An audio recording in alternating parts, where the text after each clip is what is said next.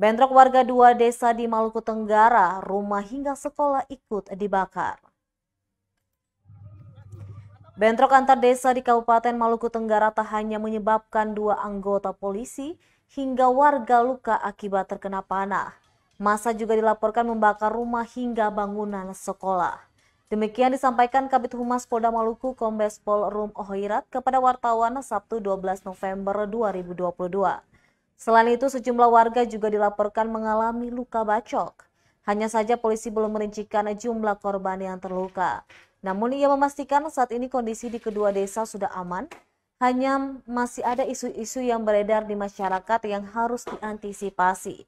Pihaknya mengaku akan terus menjaga situasi yang sudah kondusif di dua desa tersebut. Saat ini aparat gabungan TNI Polri masih terus disiagakan di dua desa tersebut. Diketahui bentrok antar warga di Kabupaten Maluku Tenggara kembali pecah Sabtu 12 November 2022. Dalam bentrokan itu warga kedua desa saling menyerang menggunakan senjata tajam.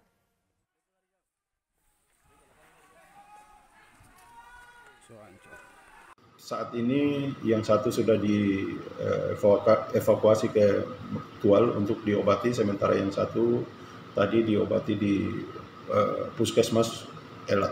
Kalau selain korban ada kebakaran juga, Bang? Ada beberapa rumah, kemudian ada bangunan sekolah SMP dan SMA Kei Besar tadi juga sempat dilakukan pengrusakan dan pembakaran. Bang, kalau sejauh ini sudah ada data berapa jumlah korban untuk warga kedua belah pihak itu, Bang? Kami belum data, tetapi tadi ada beberapa yang mengalami korban luka-luka, baik itu akibat daripada bacokan, kena bacok maupun kena panah dari kedua belah pihak. Api baru lagi, beberapa rumah yang ada di Ngurdu sudah dibakar. Terima kasih sudah nonton. Jangan lupa like, subscribe, dan share ya.